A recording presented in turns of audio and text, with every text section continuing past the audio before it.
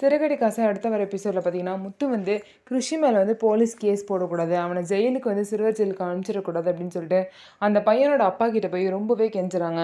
அவங்க வந்து என்னால் முடியாது, உங்களால் முடிஞ்சதை பார்த்துக்கோங்கன்னு சொல்லிடுறாங்க. இருந்தாலும் முத்துவும் மீனாவும் அவங்க பையனோட வீட்டு வெளியவே நின்று வெயிட் பண்ணி அவங்க அப்பா வீட்டுக்கு வந்தோன்னே பார்த்தீங்க அப்படின்னா அந்த பையனோட அப்பா முத்துவையும் மீனாவும் உள்ளே கூப்பிட்றாங்க. உள்ளே கூப்பிட்டு, சரி நீங்கள் வந்து உங்கள் பையனே இல்லை, இருந்தாலும் அந்த பையனுக்காக இவ்வளோ தூரம் கெஞ்சுறீங்க அப்படிங்கிறனால நான் வந்து ஒரு சொல்யூஷன் சொல்கிறேன். நாளைக்கு நான் ஸ்கூலுக்கு வருவேன்.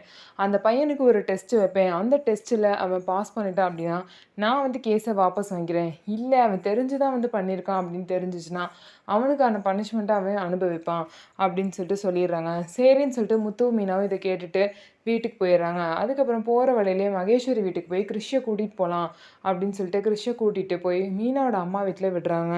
இதுக்கப்புறம் பார்த்திங்க அப்படின்னா வீட்டில் வந்து நடந்ததெல்லாம் முத்து சொல்லும் போது உடனே மனோஜ் பார்த்திங்க அப்படின்னா எனக்கு தெரிஞ்சு இவனை மாதிரியே முத்து மாதிரியே வந்து கிறிஷும் சிறுவர் ஜெயிலுக்கு தான் போகிறான் அப்படின்னு வார்த்தையை விட்டுனேன். முத்து வேகமாக போய் மனோஜ் வந்து நான் என்ன ரவுடியாடா ரவுடியாடா அப்படின்னு சொல்லிட்டு அடிக்க ஆரம்பிச்சிட்டாங்க. இதை கேட்டு மீனாவுக்கு ரொம்ப ஷாக் ஆயிடுச்சு. உடனே மீனா பார்த்தீங்கன்னா என்னங்க இருக்குது உங்கள் லைஃப்பில் என்ன தான் நடந்துச்சு, நீ என்னென்னமோ சொல்கிறாரு உங்கள் அண்ணன் என்ன தான் நடந்துச்சுன்னு சொல்லுங்கன்னு சொல்லிட்டு மீனாவும் கேட்குறாங்க. ஸோ முத்து அவரை பற்றின உண்மையை சொல்லுவாரா மாட்டாரா அப்படிங்கிறத வெயிட் பண்ணி பார்க்கலாம். நம்ம வீடியோ உங்களுக்கு பிடிச்சிருந்தா நம்ம வீடியோவை லைக் பண்ணிக்கோங்க. மறக்காமல் நம்மளோட சேனலில் சப்ஸ்கிரைப் பண்ணிவிட்டு பாருங்கள்.